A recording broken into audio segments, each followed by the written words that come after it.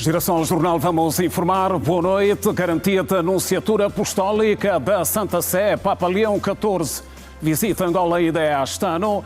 Nova arquitetura remuneratória da função pública. Ponto de situação voltou a ser abordado em reunião do MAPES e centrais sindicais. Dados preocupantes, mais de 1 milhão de angolanos sofrem de diabetes. Aumenta o número de casos em crianças. Refinaria do Lobito, início das operações está previsto para dezembro de 2027. Presidente da República constatou hoje o andamento das obras. Leste do Congo, deslizamento de terra faz 13 mortos e deixa 30 desaparecidos. Terça-feira, 13 de janeiro. Bem-vindos.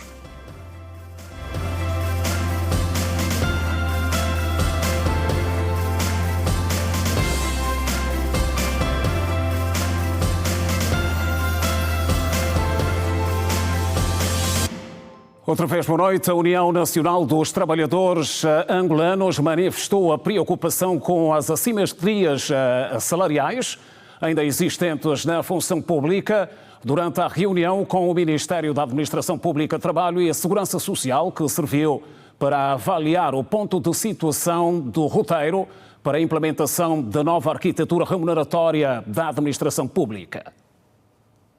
À saída do encontro, o secretário-geral da União Nacional dos Trabalhadores Angolanos, Adriano dos Santos, afirmou que o sindicato voltou a defender a necessidade de eliminar as desigualdades salariais. Ou seja, tabela única para todos os funcionários públicos. Poderá haver diferença, sim, nos subsídios específicos de cada setor. Mas o que vai acontecer nos próximos anos é que o salário será idêntico. É técnico superior na educação, na saúde, na administração pública, o salário base será igual. Esse assunto foi abordado e vamos continuar a dar os passos subsequentes. O representante sindical falou ainda do aumento global de até 100% do salário da função pública até 2027. Apresentamos a necessidade do governo dar passos significativos, tendo em consideração o prazo que nós demos com relação ao acordo trienal, um aumento de 100% do salário da função pública até 2027. Até hoje o governo fez o aumento de 35%, faltam 65%, e portanto com esse novo pacote, ou seja, a nova tabela que poderá vigorar para toda a função pública, vai então enquadrar e nesse caso, o limite será 2027.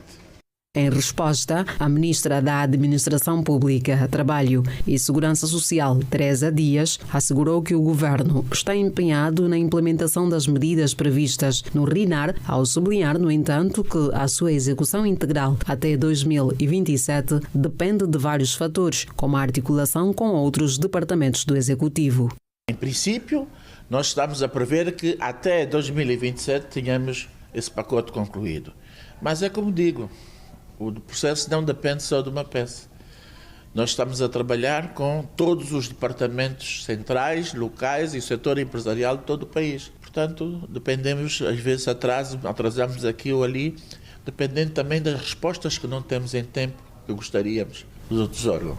A ministra disse ainda que o aumento salarial de 10% na função pública pode ser aplicado a partir de fevereiro, com efeitos retroativos de janeiro, mas alertou para alguns efeitos negativos. O princípio da informação mas eu não posso dizer se vamos pagar a partir de fevereiro ou precisar agora a data, porque é um processo que está concluído o seu trabalho e também devo já dizer que para as pessoas, às vezes, que pensam que é só chegar no salário base e calcular 10%, isso já devia estar pronto, não é bem assim, porque tivemos aí um trabalho aturado e continuamos a ter, porque se percebermos todo que o cálculo de 10% do salário muitas das vezes altera o escalão não só do impacto do RT, iremos muitas vezes perceber que pondo 10% em alguns dos salários, ele sobe de escalão, ao mesmo tempo que sobe de escalão, sobe também o RT, e o funcionário passa a ganhar menos do que ganha, os 10% atribuídos. E nós não podemos chegar ao cidadão e dizer que demos 10% e ele estar a ganhar menos. Então são constrangimentos que vamos encontrando, que pedimos a paciência e a compreensão dos nossos funcionários, mas que já temos o processo conclusivo, vamos levá-lo à equipe económica para a sua aprovação e consequente remessa ao Conselho de Ministros. Quanto à eliminação das assimetrias, Teresa Dias explicou que está em curso a elaboração de um catálogo nacional das funções da administração pública para permitir a harmonização das carreiras. Levamos ao Conselho de Ministros e tivemos aqui o pedido aprovado de 1 ano para conseguirmos dar continuidade ao trabalho, de fecharmos todo esse pacote, para termos em definitivo, depois de 1 ano da aprovação, o catálogo nacional das funções da administração pública de forma definitiva. Isto vai permitir o quê? Que a partir dali consigamos então estabelecer salários com equidade para trabalhos iguais, salários iguais. Governo e centrais sindicais analisam um ponto de situação do roteiro para a implementação da nova arquitetura remuneratória da administração pública RINAR no encontro que dominou os trabalhos nesta terça-feira.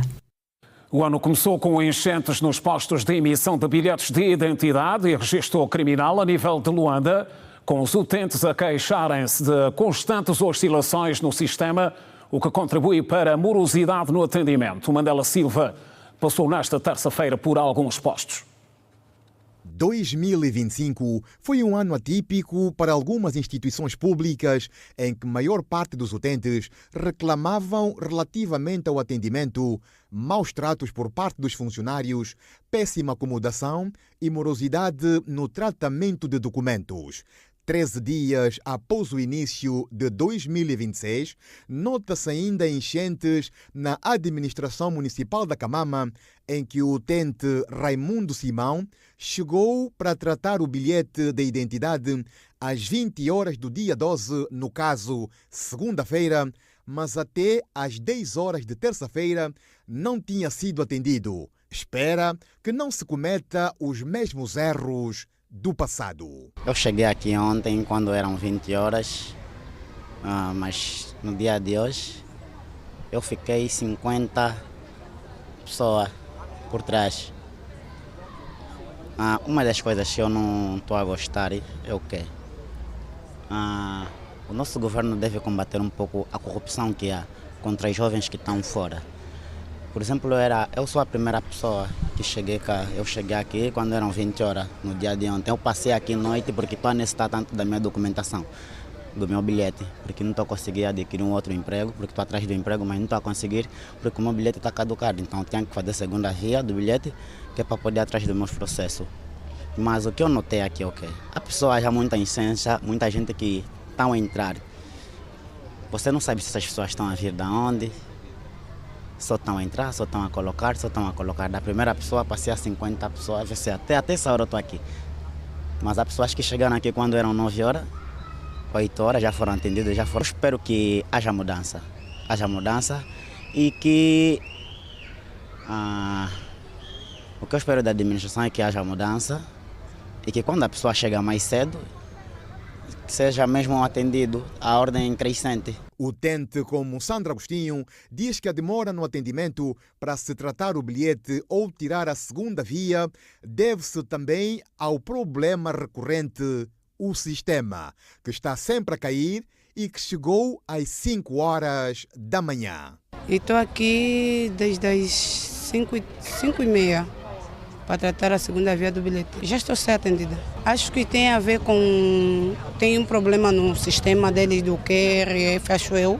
E algumas pessoas estão a fazer pagamento fora. Acho que esse é um dos motivos pela qual a demora está a ser feita. Pelo menos que melhorasse nessa situação, né? Porque tem momentos que tem pessoas que vêm na administração, nesse caso do sistema, e se tivessem um procedimento mais amplo, tiverem um TPA que realmente viemos tratar o bilhete e não temos como ir, se nos deslocarmos para o banco, e aqui já tem uma outra alternativa, seria melhor. Francisco Correia e Evaristo Chita trataram os respectivos registros criminal na segunda-feira, mas devido à quebra do sistema, não puderam levantar no mesmo dia. Contudo, dirigiram-se à loja de registros na terça-feira para dar sequência ao processo. Eu estou aqui desde ontem, deixamos a documentação, nossa documentação já ontem para tratar o registro criminal.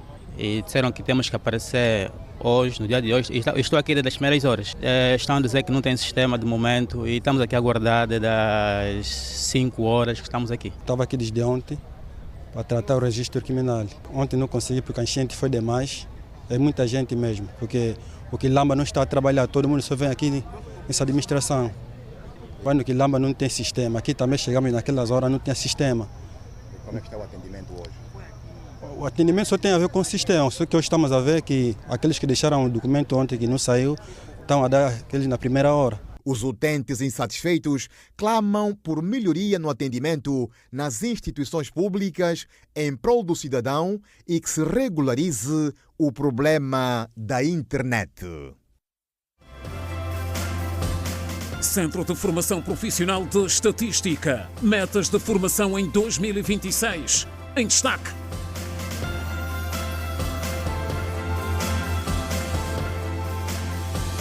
Continuamos a informar o Girassol Jornal edição de terça-feira. Sonangol promete recorrer à banca chinesa para assegurar parte do orçamento destinado à conclusão das obras de construção da refinaria do Lobito, que corresponde a cerca de 2 mil milhões de dólares. A informação foi avançada nesta terça-feira pelo diretor do projeto. A conclusão da empreitada, da primeira fase da empreitada, visitada hoje pelo Presidente da República, João Lourenço, está prevista para dezembro de 2027, com o início das operações. Os custos aos cofres da Sonangol estão avaliados em 3,8 mil milhões de dólares. O Presidente da República, João Lourenço, deslocou-se nesta terça-feira à cidade do Lobito com um único ponto na sua agenda de trabalho: constatar o andamento das obras da refinaria do Lobito. Trata-se de uma infraestrutura moderna que está a ser erguida com equipamentos de ponta, orientada para reforçar a capacidade nacional, eliminar a dependência externa e criar mais valor dentro da nossa economia. O diretor do projeto, Guilmaro Correia, fez saber que em julho de 2027 ficará concluída a construção das unidades prioritárias da refinaria e em dezembro do mesmo ano dar-se-á início da produção sem a gasolina. Até este período, a Sonangol espera gastar 3,8 mil milhões de dólares. Em dezembro de 2027, prevemos começar a produzir os produtos que aqui apresentamos. Que a única diferença que nós realçamos entre estes produtos e aquilo que será a refinaria trabalhando só pleno é que, em vez de termos gasolina, teremos nafta nessa primeira instante. Vamos ter 23% de nafta. A quantidade de gasóleo também vai ser um bocadinho inferior, aumentando a quantidade de fuel oil.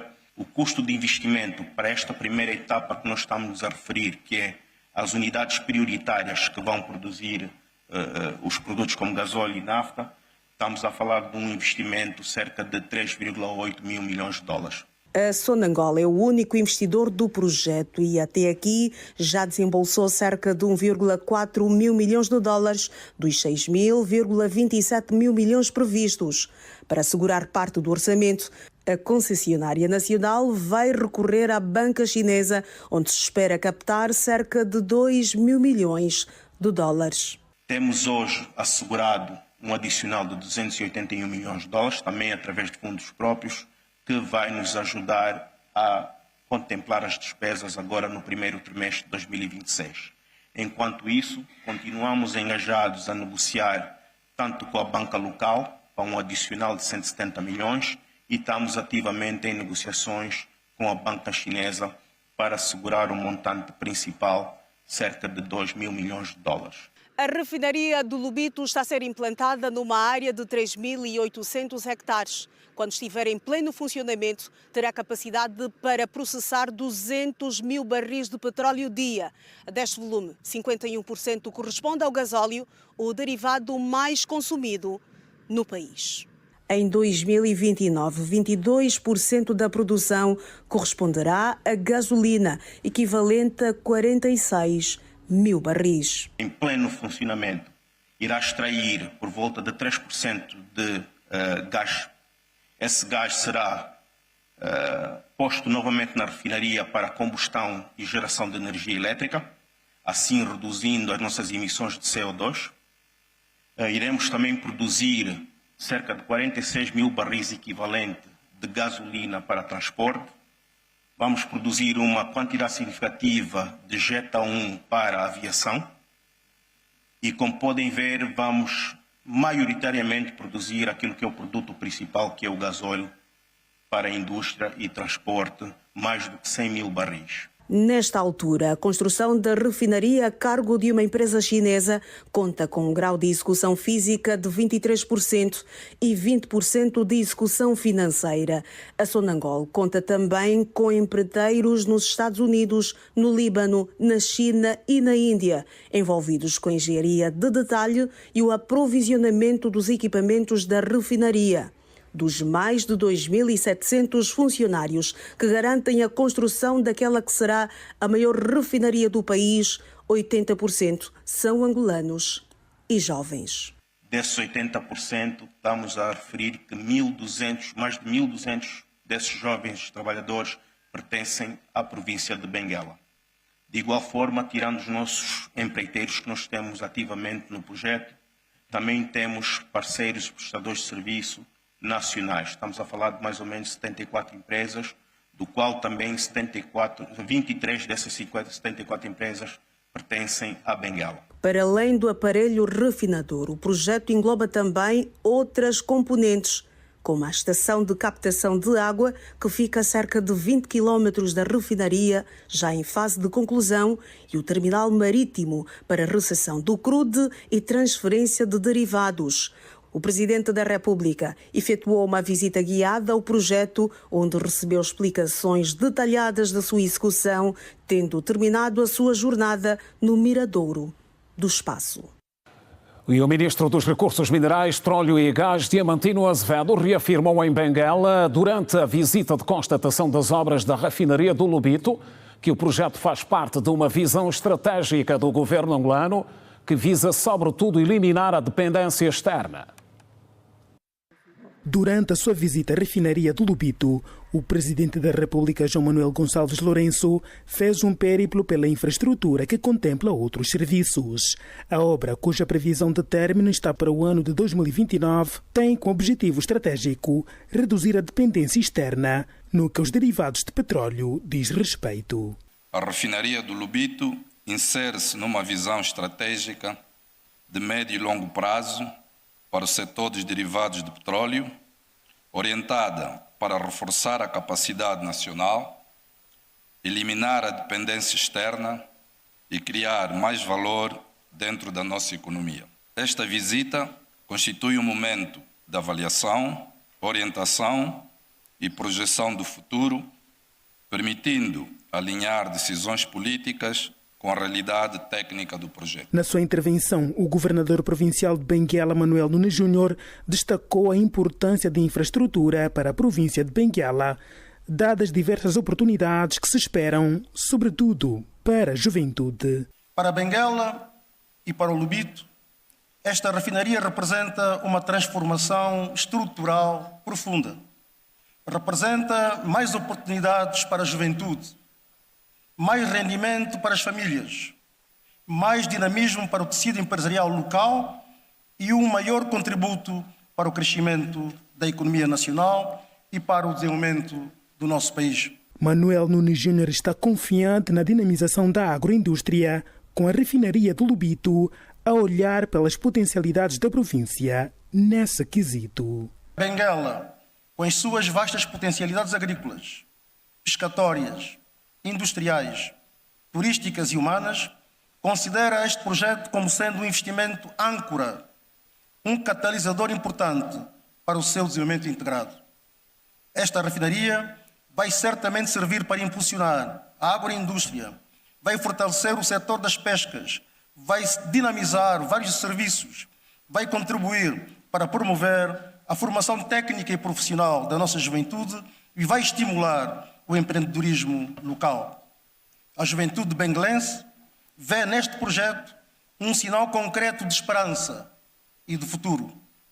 Vê nele a prova de que as políticas do Executivo sob a sua condução, estão a gerar oportunidades reais e duradouras para o nosso país. Momentos que marcaram as intervenções durante a visita do Presidente da República à cidade ferroportuária do Lubito, as obras de construção da refinaria do Lubito, que ocupa uma vasta área de cerca de 4.000 hectares vedados e com diversos serviços de apoio.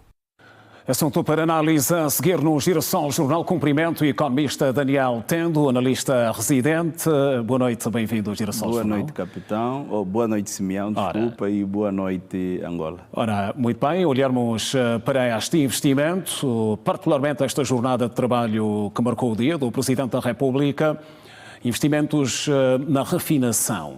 Como é que se pode projetar o futuro? Olha, primeiro temos que fazer o devido enquadramento, não é? Todos esses projetos de construção de refinaria enquadram-se numa política industrial muito voltada para o setor do petróleo em Angola. Sabemos que Angola, enquanto Estado, enquanto país, é essencialmente um país exportador de matérias-primas para o mercado internacional e muitas vezes tem necessidade de importar os derivados, tendo em conta a pouca capacidade local de transformação da mesma. Então, o governo, em busca da autossuficiência, ou seja, procurar abastecer da melhor forma o mercado nacional e também ter alguma capacidade de exportar os seus derivados, entendeu traçar esta política de construção dessas refinarias. Temos esse incremento que a refinaria de Luanda sofreu há coisa de 4, 5 anos.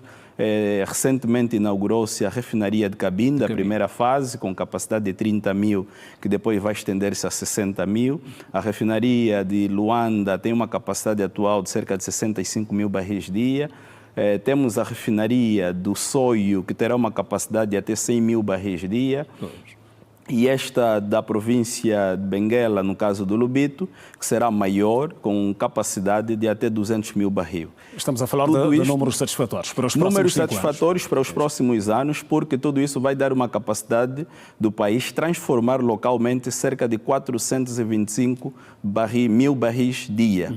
Olhando a atual estrutura de produção de Angola, que é cerca de 1,50 milhão barris, quer dizer que, olhando no contexto atual, estaríamos a produzir ou a transformar localmente metade da nossa produção. Portanto, temos as condições criadas aqui para a autossuficiência do ponto de vista energético, que obviamente não vai apenas nos permitir abastecer o mercado local, como também os mercados regionais, aqui olhando a Zâmbia, olhando a Namíbia, a República Democrática do Congo e o Congo-Brazzaville. Estamos a falar de um investimento no Lubito, no caso avaliado em cerca de 3,8 mil milhões de dólares. Sim, são 3,8 mil milhões nesta primeira fase, porque o projeto global são cerca de 6 mil milhões, daí que é importante frisar que a Sonangol, tal como a peça mostrou, é o único investidor neste momento. Aqui há alguma vantagem nessa questão, porque nós precisamos de soberania energética. E soberania energética não é só produzir, é termos os nossos meios de produção. Ou seja, a Sonangol, a ser detentora exclusiva e quiçá até concluirmos pelo menos de 80% a 70% deste projeto, é uma mais-valia para o Estado, porque vamos transformar a refinaria do Lubito num recurso estratégico para a nossa segurança econômica. Isso é fundamental, quer dizer que não estaremos a depender. Quanto à questão do financiamento que se vai recorrer, eu penso que faz todo o sentido para este tipo de investimento. Ou seja, nós temos que ter a capacidade de, quando vamos buscar financiamento para investimentos desta natureza, são investimentos com retorno garantido, tendo em conta o efeito multiplicador, que é positivo para a economia, faz todo o sentido recorrermos a financiamento quando se tratar de investimentos desta natureza. Pela natureza do investimento, Daniel, tendo há modalidades que se recomendam especificamente no domínio da atração de investimentos? Sim, é uma modalidade extremamente recomendável. Seria interessante se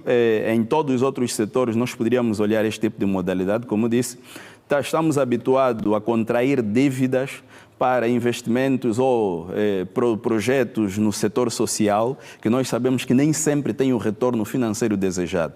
A refinaria do Lubito e tantos outros projetos desta dimensão têm uma mais-valia porque é um dinheiro que entra e que depois certamente poderá sair. Então, seria interessante termos a capacidade de replicar este tipo de investimento, este tipo de financiamento que no final gera retornos garantidos para a nossa economia, porque sabemos que a refinaria do Lubito, se nesta fase de construção está a garantir cerca de 2.700 empregos, direto e indireto, quando construída, e a refinaria, o interessante é que não se foca no setor primário, não é uma atividade essencialmente extrativa, é uma atividade de transformação, e as atividades de transformação, mais do que exigir intensidade de capital, elas também exigem intensidade de mão de obra, quer dizer que é uma garantia interessante para mais emprego, não apenas para o Lubito ou Benguela de forma geral, mas também para Angola, olhando todos os outros projetos ligados à refinaria. Já é possível prever o que possivelmente o país irá poupar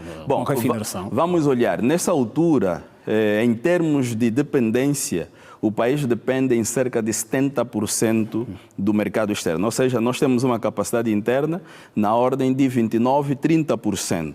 Desse 29% e 30%, o resto, esses cerca de 70%, faz do país gastar trimestralmente em termos de importação cerca de 700 milhões de dólares. Pois. Então, ao reduzirmos, obviamente, e isso que vai fazer com que ao longo do ano nós tenhamos gasto cerca de 2 mil milhões de dólares só de importação desses recursos. Isso, obviamente, com essa capacidade interna que nós teremos, vamos reduzir substancialmente recursos, divisas sobretudo, e nós sabemos que temos uma grande doença que é recorrermos à divisa para importar, e se tivermos a capacidade de reduzir substancialmente, vamos pressionar menos as nossas reservas cambiais, vamos dar mais robustez à nossa moeda e, obviamente, isso tem um efeito contágio para a inflação. Obviamente, consequentemente, a inflação tende a ter uma outra desenvoltura, já não teremos uma inflação essencialmente importada, mas vai ser uma inflação essencialmente doméstica, tendo em conta os efeitos multiplicadores. Que é facto é que nós vamos reduzir divisas. Reduzindo divisas, o governo vai ter a possibilidade de captar, de alocar esses recursos em outros setores que também são estratégicos, como, por exemplo, o setor social. São ganhos que se enquadram também no domínio da exportação? Claramente, a outra boa nova dessa questão destas refinarias é a possibilidade de quebrarmos aqui o paradigma. Angola deixará de ser visto como o país tradicionalmente exportador de matéria-prima e passará a ser um potencial exportador de derivados. E exportar derivados quebra aqui também um paradigma da nossa balança comercial, é que já não teremos importação líquida de derivados, mas sim passaremos a ser de facto um potencial exportador, e temos aqui mercados bem perto de nós que são relevantes e importantes, como disse. A Zâmbia é um país geograficamente bloqueado, não tem acesso ao mar, não tem a capacidade ou recurso, que é o caso do petróleo, então é um mercado para Angola. A Namíbia tem potencial de produzir, mas enquanto não produzir, obviamente vai depender de terceiros, que aí é onde Angola enquadra-se.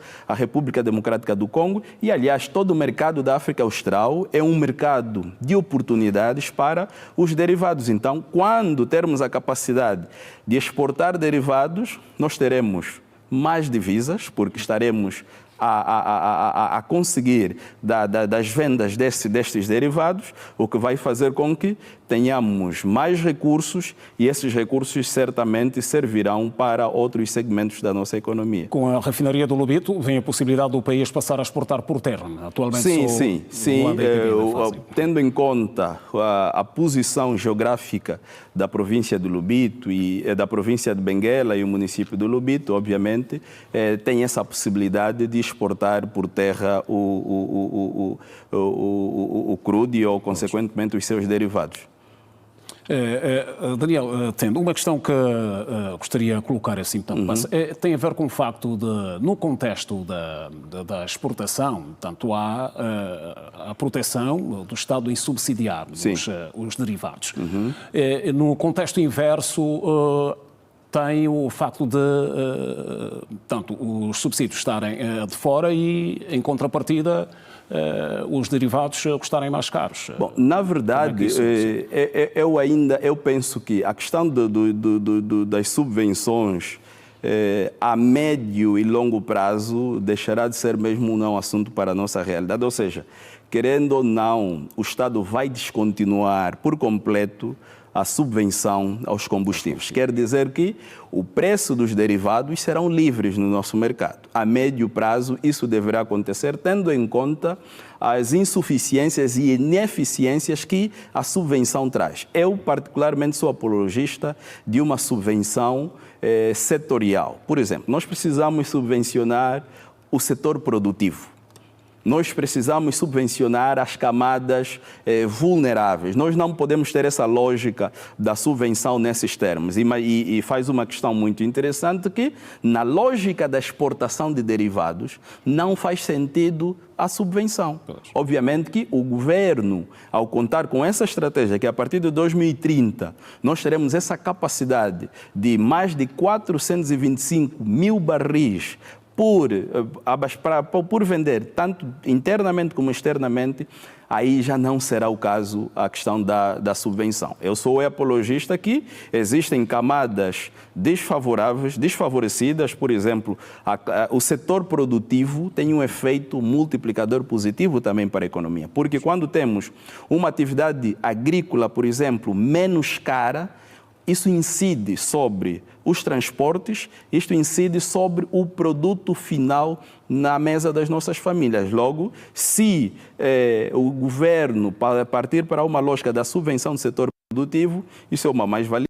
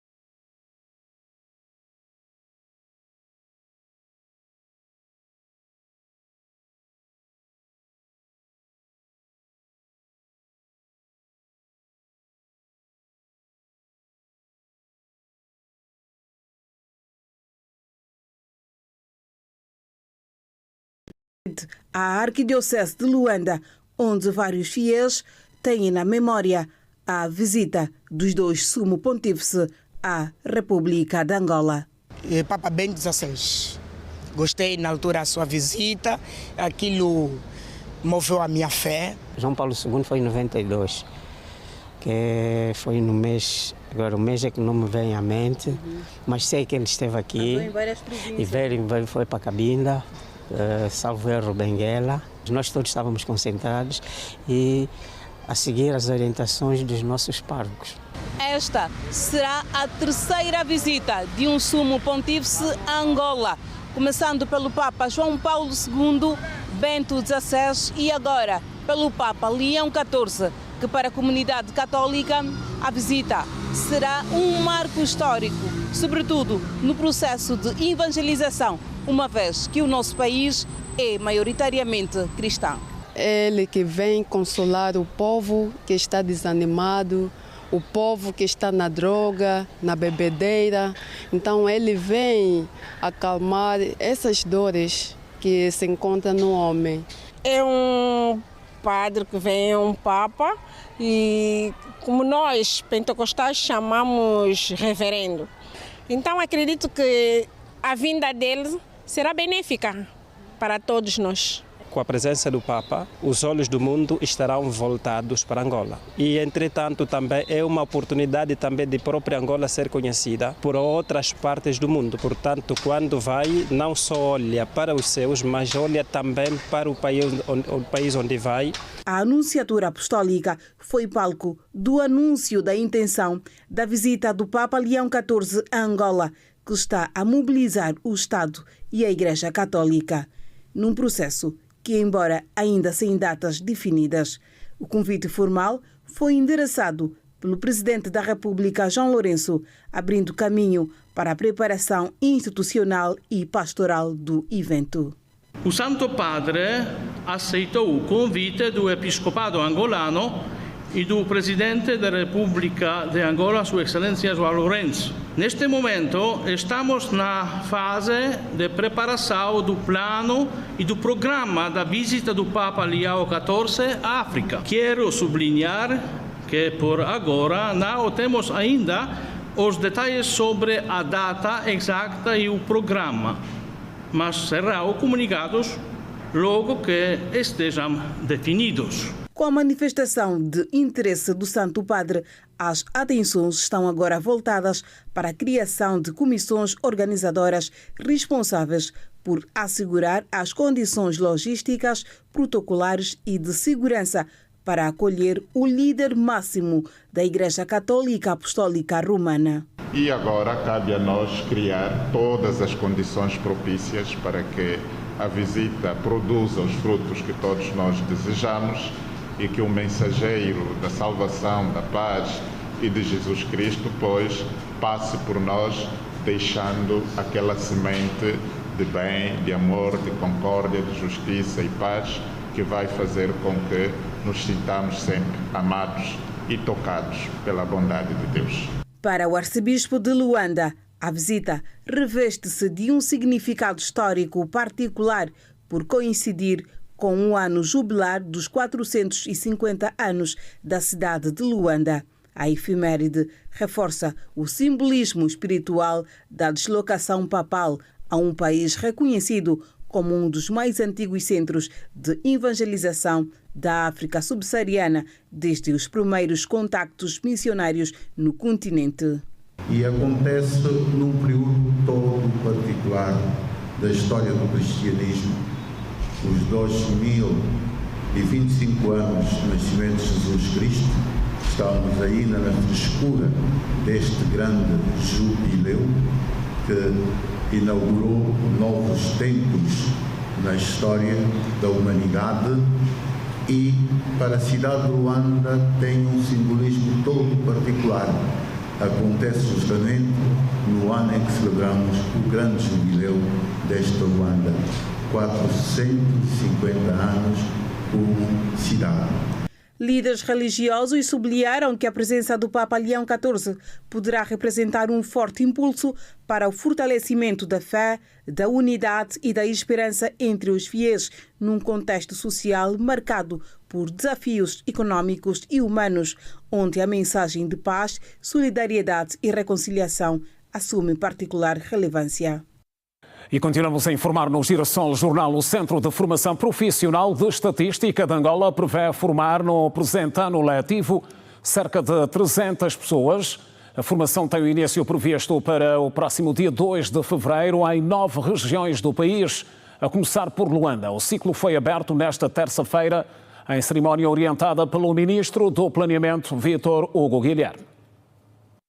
O Centro de Formação Profissional de Estatística de Angola é uma instituição de ensino técnico profissional tutelada pelo Instituto Nacional de Estatística, vocacionada para a formação e capacitação de quadros no domínio da estatística oficial através da administração de cursos especializados. Segundo o coordenador do centro, Domingos Constantino, o objetivo é de munir os formandos com conhecimentos para melhor desempenho das suas tarefas. Primeiro é capacitar os quadros do Sistema Estatístico Nacional. Segundo é diminuir a carga operacional estatística do INE. Terceiro é darmos ênfase aos quadros que já há muito tempo vêm pedindo estas formações para melhor desempenharem-se, porque o trabalho de estatística é preciso qualidade e harmonização dos dados estatísticos. É necessário harmonizarmos os indicadores estatísticos com os padrões internacionalmente aceitos. Nós seguimos os padrões internacionais, seguimos as Nações Unidas e então nós, Angola, não pode ficar para trás. Temos que alinhar com os outros para andar no mesmo caminho. Para o ano letivo 2025-2026, estão previstos cerca de 62 formadores de diferentes especialidades. Os formadores são todos daqui do INE, do Instituto Nacional de Estatística, todos eles. Por enquanto, é assim que se fazem nos outros institutos, nos outros países. Os formadores devem ser aqueles, porque cada um na sua especialidade, não é? Aquele dali, do domínio 1, domínio 2, domínio 3, cada um dá a formação segundo a sua especialização.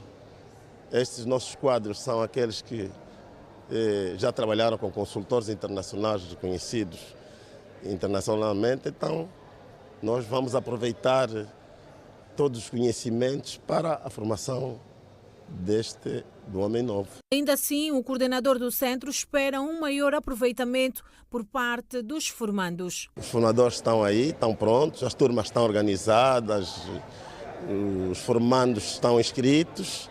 Esperamos sucesso, sobretudo. A diretora-geral em exercício do INE destacou a importância da formação contínua para o fortalecimento do sistema estatístico nacional.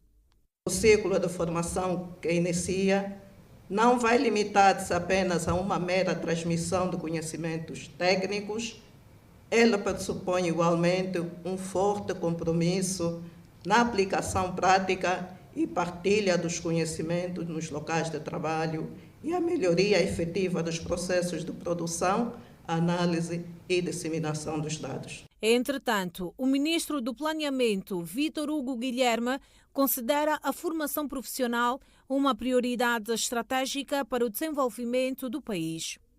A capacitação técnica dos quadros do Sistema Estatístico Nacional constitui de forma contínua uma prioridade estratégica, atendendo às tendências evolutivas e à imperativa necessidade de harmonização dos indicadores essenciais que sustentam os órgãos de tomada de decisão, a investigação científica e a comunidade académica. O Centro de Formação Profissional de Estatística de Angola aposta na melhoria contínua da produção, tratamento, análise e disseminação de dados estatísticos oficiais com impacto direto na qualidade da informação disponibilizada à sociedade. São as notícias no Girassol Jornal, edição de terça-feira. Seguimos para o nosso primeiro intervalo. Volte connosco. Até já.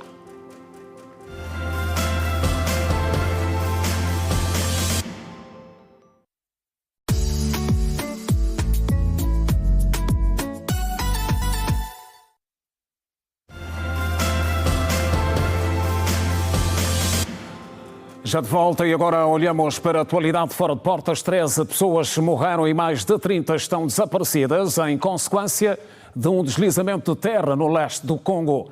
Aconteceu na madrugada desta terça-feira. O anúncio foi feito pelas autoridades locais. Confira o compacto.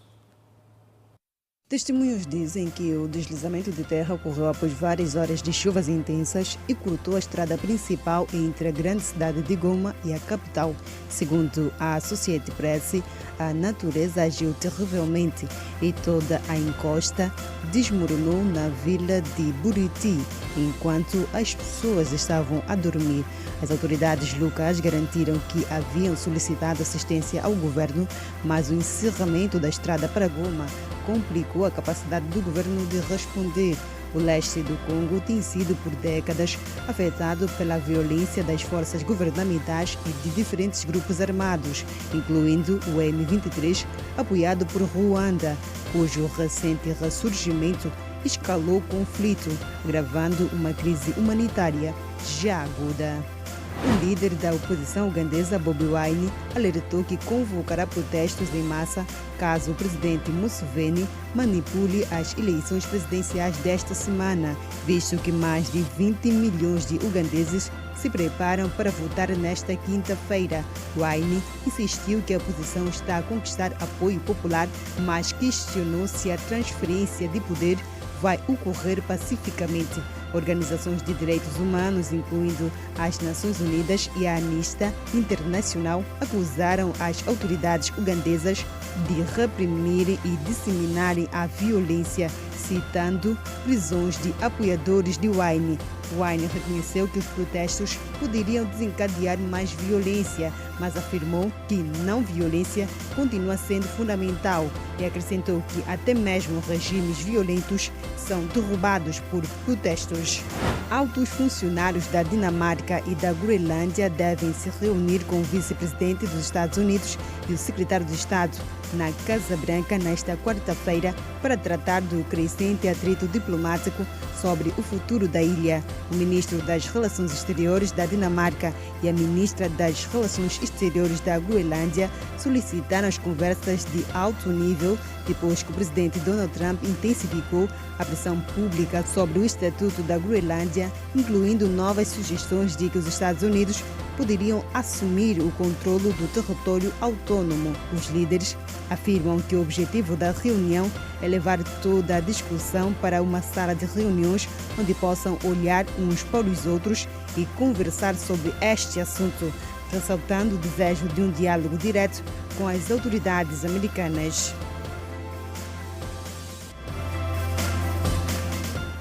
Bota de Ouro Cannes 2025. Potenciais candidatos. Em destaque.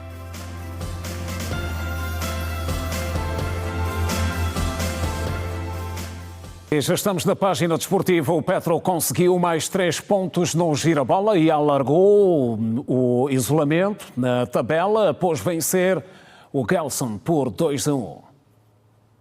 Às 16 horas desta terça-feira, deu-se o pontapé de saída no Estádio Nacional 11 de novembro no duelo da 12ª jornada entre o Petro e o Gelson Futebol Clube, com os tricolores a vencerem por 2-1.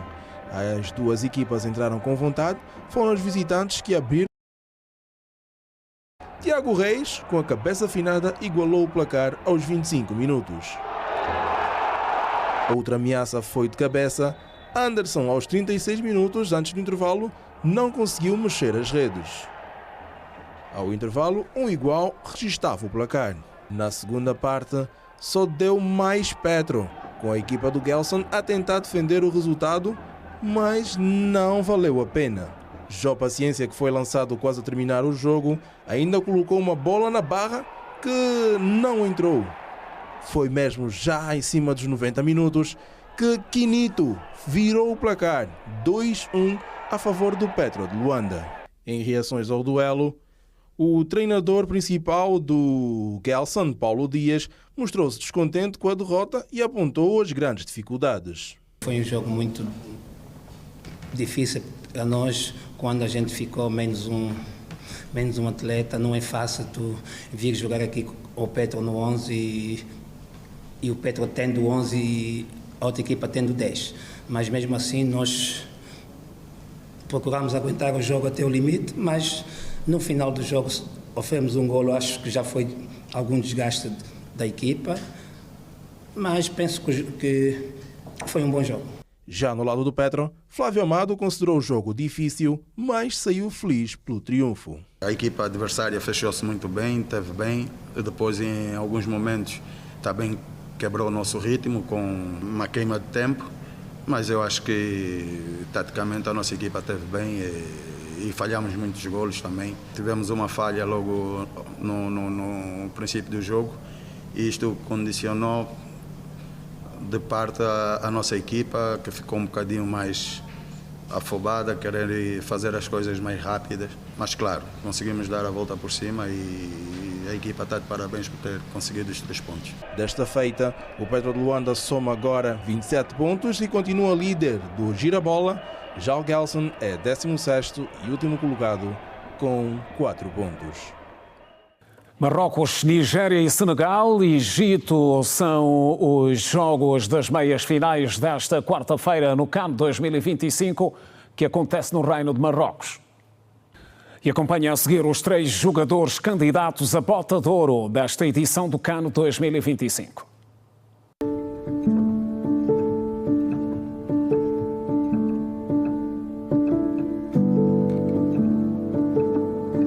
o que ainda continua patente, apesar do cruzamento de várias culturas. Acompanhe a reportagem.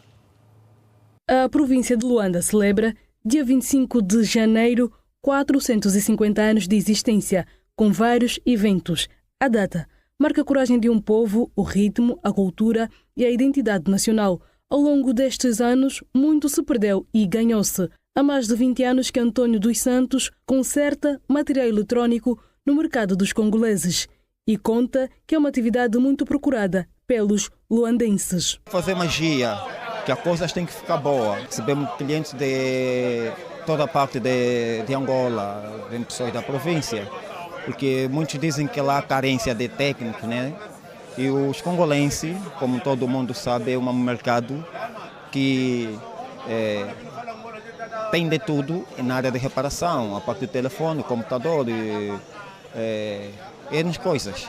Benguela, Cabinda, de várias províncias. A gastronomia de Angola é vasta, rica e diversificada. Há 35 anos que Lisete Pascoal exerce a profissão de cozinheira e afirma que a comida típica é um hábito que não foi perdido. Feijão de óleo de palma, porque o mufete tem que acompanhar com feijão de óleo de palma, a mandioca, a batata doce, a banana, isso tudo é da nossa cultura. O fungo, o calulu, peixe seco, peixe fresco, é o tal calulu, a carne seca de muteta, a carne seca com quiabo e chimboa.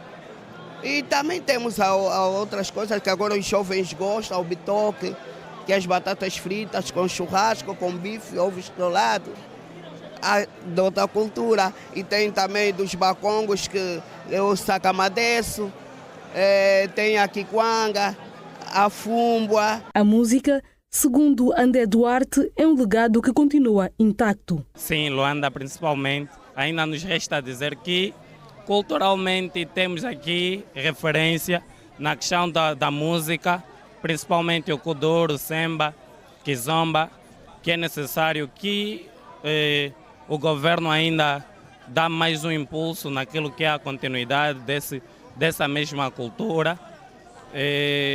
E essa é uma das principais que temos como permanente. Luís Pompilo diz que alguns cidadãos adquiriram a vestimenta do sul do país. Normalmente nós vemos as mumuilas, normalmente elas andam de uma forma muito, pode dizer muito desagradável, mas elas estão acostumadas a andar disso. Por eu vejo também, teve um festival do meu irmão na escola e vi crianças a vestirem como mumuila, mas de uma forma bem modesta, sim. A celebração do aniversário da cidade de Luanda reforça a coesão social, o diálogo intercultural e o sentimento de pertença a uma nação, sendo a cultura um pilar para a dignidade humana e o desenvolvimento.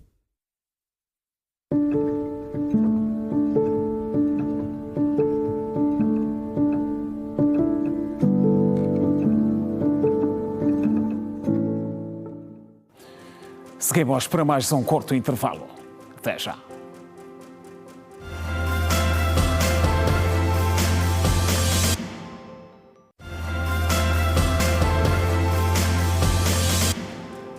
Já de volta, acontece neste preciso momento o ato central, alusivo à 32ª edição das Festas Populares do Kazenga. A Fernanda Gonga acompanha o momento e tem informações adicionais. Junta-se ao Girassol Jornal. Fernanda, boa noite. Conta as emoções por aí. Ora, muito boa noite. Precisamente aqui o município do Kazenga, na sua 32ª edição das Festas Populares do município, que completa 80 anos desde a data da sua fundação. Um município que vem vivenciando vários desafios e também várias oportunidades, sobretudo para a juventude. Essas festividades estão a ser marcadas pela presença de várias entidades, como a administradora municipal do Kazenga e também outras, entre entidades religiosas, a sociedade civil, como também entidades tradicionais, com quem nós vamos agora à conversa. Vamos conversar com o Soba grande do município do Kazenga, Domingos Gaspar. Senhor Soba, muito boa noite. O município do Kazenga está a comemorar 80 anos desde a sua fundação. Quais são os grandes avanços notáveis deste município nesse período todo? Boa noite. Eu sou Soba Gaspar, Domingos Gaspar, sou Soba do município do Kazenga. No entanto, respondendo à sua pergunta, eu diria que os avanços no município do Kazenga são vários e notáveis. Vamos falar desde a situação de transitabilidade nas vias principais, a situação da energia, a situação da água, algumas escolas reabilitadas e algumas construídas de raiz, a situação de saúde, que é um bico de obra, né? Mas hoje, nos últimos tempos, tem estado de vez em quando a servir para acudir à vida da população, e no esforço da senhora administradora municipal, é uma senhora presente, que tem estado a interagir com a população, com as patologias dos cidadãos. Então há uma melhoria nesses aspectos. Quais são os outros aspectos que o município ainda precisa ver melhorado? Bom, é como tudo. Um pai, às vezes, sai de casa para o serviço e quando volta, deixa uma refeição. Mas mesmo lá no serviço ele fica preocupado em manter a refeição do outro dia. Então aqui os problemas do Kazenga não fogem à regra, são vários. Nós ainda nos batemos com alguns problemas das vias de transitabilidade, nos batemos com alguns problemas do fornecimento elétrico para alguns munícipes. Em suma, são vários problemas. Muito obrigada. Aqui as palavras do Soba Domingos Gaspar, Soba Grande, do município do Kazenga, aqui a apontar os avanços e também os desafios que ainda persistem aqui neste município do Kazenga, que por acaso está a reunir vários músicos, e entre eles o músico Maia Kulo, que nesta euforia também acompanha as festividades do município do Kazenga. Nesta altura é o apontamento possível que nós podemos fazer, certamente com mais informações nos próximos serviços de informação da Rede Girassol. Muito boa noite. Emoções na 32ª edição das festas do município do Kazenga. A vice-presidente do MPLA afirmou que nesta terça-feira que o seu partido continua coeso e está à altura dos desafios de 2026. Maraquiosa falava por ocasião da cerimónia de apresentação de cumprimentos de Ano Novo. A responsável defendeu igualmente um compromisso pautado na vontade comum e a proximidade entre a base e o topo. A cerimónia solene, que visou saudar o Ano Novo, ficou marcada por um discurso centrado nos desafios de um ano que antecede as eleições gerais no país e a necessidade de reforçar a coesão e unidade interna do Partido dos Camaradas. Ao se dirigir aos militantes, dirigentes e simpatizantes, a número 2 na hierarquia do MPLA, Maraquiosa, destacou o 9º Congresso Ordinário do Partido, igualmente o Congresso da Organização Feminina, que vai culminar com a eleição da nova Secretária Nacional da OMA, como momentos de grande relevância para a vida partidária. A vice-presidente dos Camaradas realçou que o MPLA é um partido coeso e, por isso mesmo, está à altura dos desafios de 2026. A líder do MPLA defendeu igualmente o reforço de um compromisso pautado na vontade comum e a proximidade entre a base e o topo. É preciso, camaradas, estarmos unidos, é preciso estarmos juntos. É preciso colocar as vontades do coletivo acima das nossas vontades individuais. É preciso continuarmos a respeitar os nossos estatutos. É preciso que haja efetivamente disciplina partidária. É preciso haver comprometimento. É preciso estarmos juntos. E às vezes nós costumamos dizer: se Maomé não vai à montanha, a montanha deve ir a Maomé. O que é que eu quero dizer com isso? Não esperarmos somente que as pessoas venham até nós. É preciso que cada um de nós, essencialmente aqueles que têm cargos de direção e chefia, também consigam chegar até aos nossos militantes. Maraquiosa sublinhou a importância de se adaptar aos desafios dos tempos atuais que passam pela comunicação e maior atuação nas redes sociais. Precisamos de comunicar mais. Temos muitas realizações, mas ainda temos, infelizmente, algum déficit em relação à nossa comunicação. Comunicação hoje é estratégia.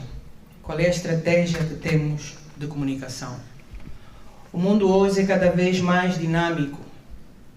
A estratégia que funcionava há 5, 10 anos atrás poderá eventualmente não funcionar hoje.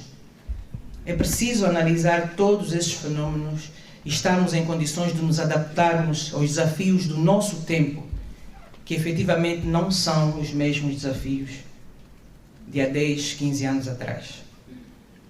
O desafio das redes sociais, as nossas plataformas digitais hoje são efetivamente um grande desafio para o combate político.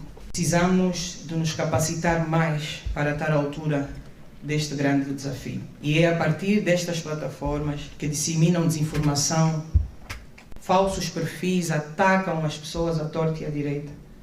É preciso, não diria combater, mas é preciso que o MPLA esteja à altura deste grande desafio que é o desafio da comunicação versus redes sociais. A vice-presidente chamou os militantes a reforçarem o apoio ao líder do partido, João Lourenço. Um líder amigo, um homem preocupado com os problemas sociais do povo angolano de uma forma geral, mas de forma particular também com os problemas que ainda afligem e afetam o nosso partido.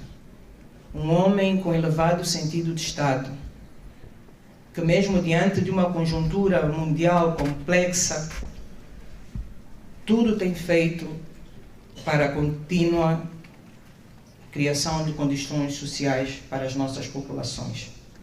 É preciso que cada um de nós, ali onde estiver, dê o seu máximo, dê o seu melhor e apoie efetivamente as políticas do nosso Executivo, mas que apoiemos todos efetivamente o nosso líder, o camarada presidente João Lourenço. A cerimónia simbólica de afirmação política de cumprimentos de Ano Novo na sede do MPLA, orientada pela vice-presidente, que se fez acompanhar do secretário-geral, Paulo Pombolo, reuniu ex-vice-presidentes e secretários do MPLA, membros do Conselho de Honra, membros do Biró Político e ainda deputados do grupo parlamentar dos Camaradas. Assim foram as notícias na edição de terça-feira do Girassol Jornal. Votos da continuação de boa noite. Até amanhã.